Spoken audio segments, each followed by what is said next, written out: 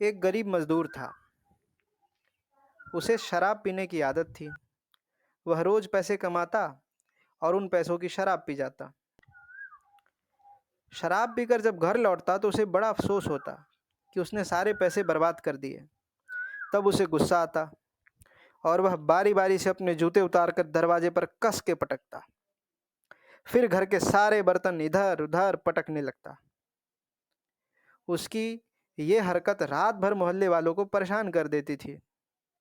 कोई चैन से सो नहीं पाता था। एक दिन सभी मोहल्ले वालों ने निर्णय किया कि उसे फटकारा जाए।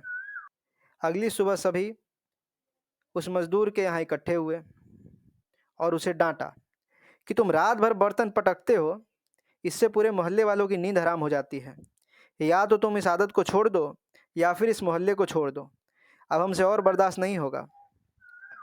मजदूर को अफसोस हुआ। मजदूर ने उनसे क्षमा मांगी और वादा किया कि वह आज से उन्हें कोई परेशानी नहीं देगा। तब जाकर मोहल्ले वालों को संतुष्टि हुई और वे वापस गए। अब मजदूर ने निर्णय लिया कि वह आज से शराब नहीं पिएगा। न तो वह शराब पिएगा, न ही उसे अफसोस होगा, न ही वह बर्तन पटकेगा और न ही मोहल्ले वालों की नींद हराम होगी। दृढ़ निश्चय करके मजदूर काम पर निकला। दिन भर खूब मेहनत की, लेकिन शाम होते होते वह अपनी प्रतिज्ञा भूल गया। उसने फिर शराब पी ली। रात को वह लड़खड़ाते हुए घर पहुंचा। हमेशा की तरह उसे फिर से अफसोस होने लगा। उसने हमेशा की तरह अपने बाएं पैर का जूता खोला और कस के दरवाजे पर पटका।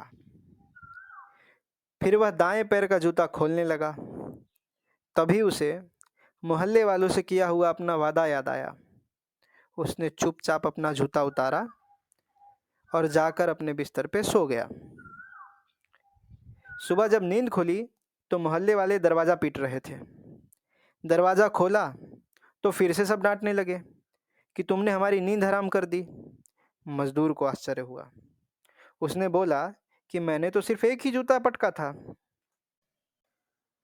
मोहल्ले वाले बोले, यही तो हमारे लिए समस्या बन गया। कितना अच्छा होता कि जूतों के साथ बर्तन भी रात को ही पटक देते।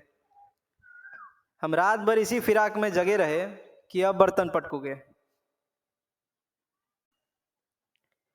यह कहानी सचमुच कितनी विचित्र है, परंतु सत्य है। अक्सर हम लोग अपनी आदतों के मुरीद बन जाते हैं और अपना ढेर सारा नुकसान कर लेते हैं। इसीलिए जीवन में अगर बदलने योग्य कोई वस्तु है तो सबसे पहले वो है अपनी बुरी आदतें। दोस्तों, यह कहानी तो यही समाप्त होती है। मिलते हैं अगली बार किसी नई कहानी के साथ इसी चैनल पे। बहुत बहुत धन्यवाद।